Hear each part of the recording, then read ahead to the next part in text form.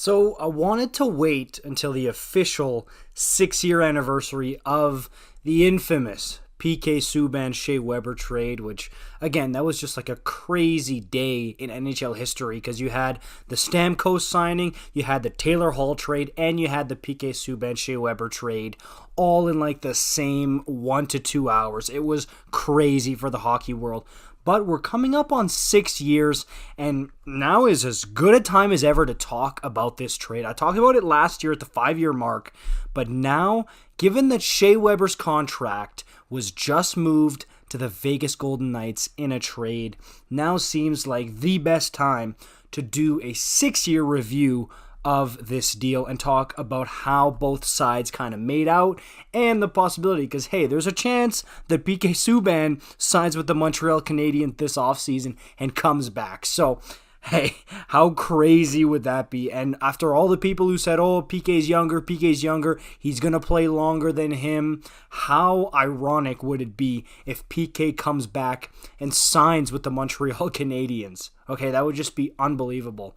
But let's look at the stats. Now, if you didn't watch the video last year, you will see that in terms of points, honestly, it really isn't that much different. Okay, like PK had one 59-point season in 2017-18 with the Nashville Predators, which is better in terms of production than anything Shea Weber did with the Montreal Canadiens, because his highest point season with the Habs was his first one in 2016-17 with 42 points, 17 goals that year, by the way, for Mr. Shea Weber, but 16 for PK in that 17-18 season.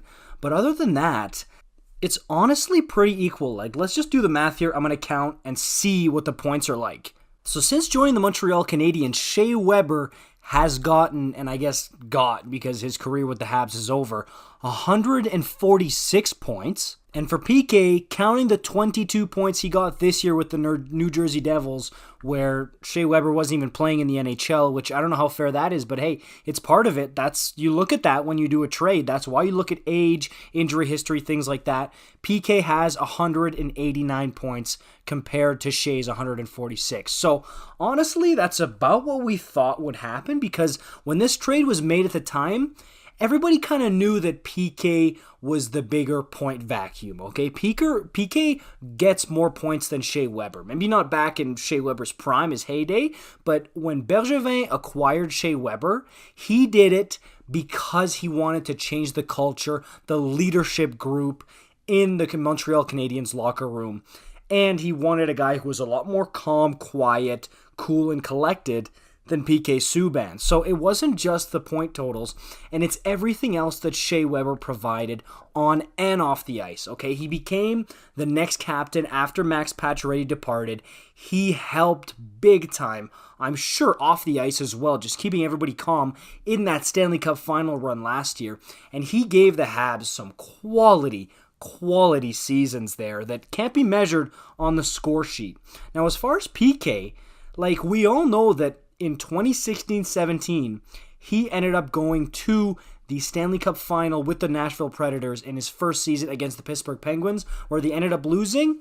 But hey, I'm not saying PK was the most valuable player, especially on a team that has guys like Roman Josi, Ekholm, and had Ryan Ellis at the time.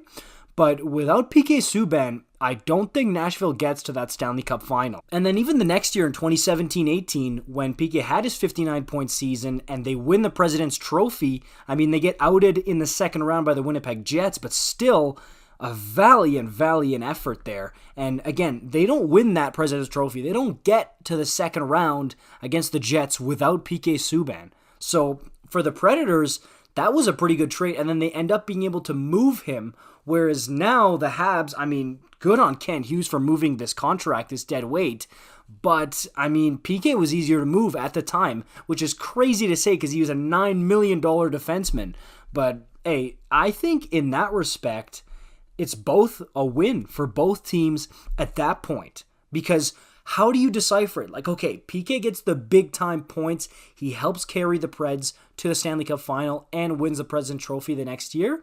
But the leadership and the change in culture that Shea Weber brought to the Montreal Canadiens was invaluable as well. Okay, and it's not like Shea Weber was getting 3 points a year, so he was still producing, providing offense when he was healthy, which was another issue. But this trade ends up being a lot murkier, and I'm seeing a lot of Habs fans saying, hey, we won the PK Weber trade because of the leadership and everything and the cup final run we got out of it. But I'm seeing a lot of other people saying, are you crazy? We would have done that anyways with PK. It's a big debate, and this is one of the trades where it's so hard to determine a clear winner. It's not like the Jonathan Drouin, Mikhail Sergachev trade that we talked about the other day, where clearly Tampa Bay won that trade. This one is a little bit murkier. Okay, it's not set in stone. It's not guaranteed. That's why I want to make this video after 6 years now. We'll see where PK goes in the offseason. But with Shea's career being done and them getting Dadonov, maybe Dadonov can produce and help swing this trade a bit more in Montreal's favor. Let me know what you guys think in the comments down below. Who wins this trade? Let me know. 6 years later, I can't believe it. Time's flown by. I'll see you guys in the next one. Peace out.